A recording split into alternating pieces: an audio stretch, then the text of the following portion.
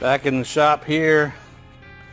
I've been staring at the Corvette for a while, at the C5 Z06, and what we're going to do is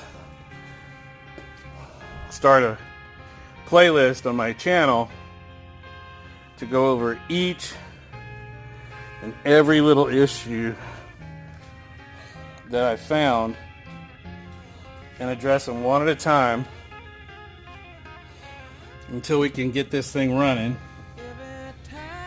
and running reliably to go do a track day.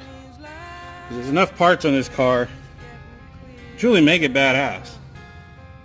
So it's going to be down to what we can do with it.